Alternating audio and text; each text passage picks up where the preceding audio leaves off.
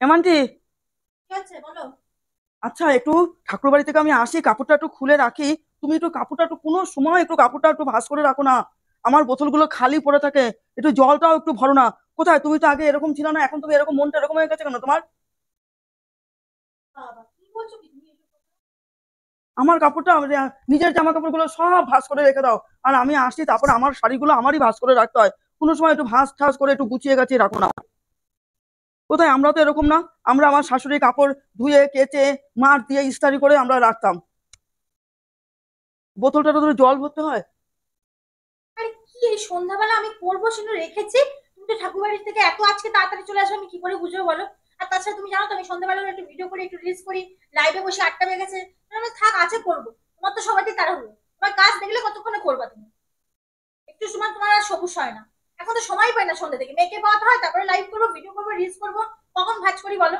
তুমি তো সন্ধ্যাবেলা ঠাকুর বাড়ি থেকে এসে একটু ভাজটা করতে পারো। বিকেলবেলা জলটা একটু ভরো। কদিন ধরেই লক্ষ্য করছি তুমি আমার বোতলে জল ভরো না কেন? আমার বোতলে কি গেন্ডা লাগে নাকি তোমার?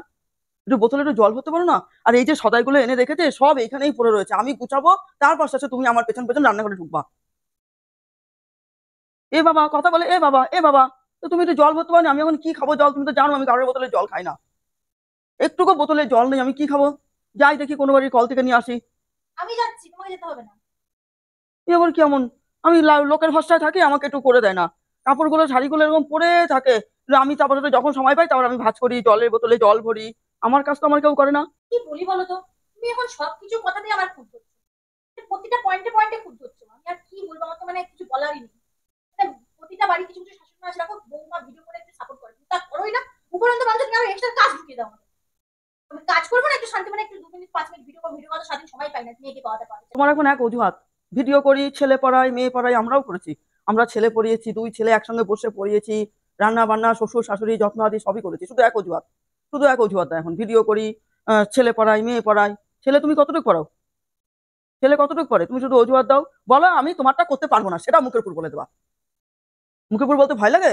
মুখের উপর বলে দেবা আমারটা আমি ভাজ করতে পারবো, তোমার লাগবে না কিছু করা। আমার আরে আমার না না না, রাখো রাখো, আমি না, দিচ্ছি, আমি আমার দিচ্ছি। জিনিস তোমার ধরাও লাগবে না, করাও লাগবে না। আমারটা আমি করতে পারবো সব।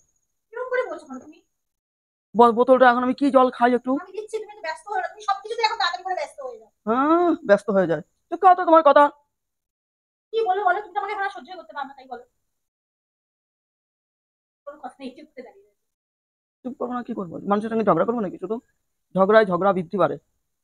ঠিক আছে। চুপ করে থাকলে তার কোনো শত্রু নাই। আর যদি ঝগড়া করি তাহলে লোকে বলবে কি, ওই যে ঝগড়া করে, শাশুড়ি বউ ঝগড়া করে। ঝগড়া করারও দরকার নেই, বলারও দরকার নেই, আমার তো আমিই করতে পারবো। ঝগড়া করার কথা বাড়ানোর কোনো দরকার নেই, তুমি শান্তি করে ঠাকুর বাড়ি থেকে এসেছো, তুমি এখন ঠাকুর বসে মালা করো গা, আমি সব কাজকর্ম সেরে দিচ্ছি।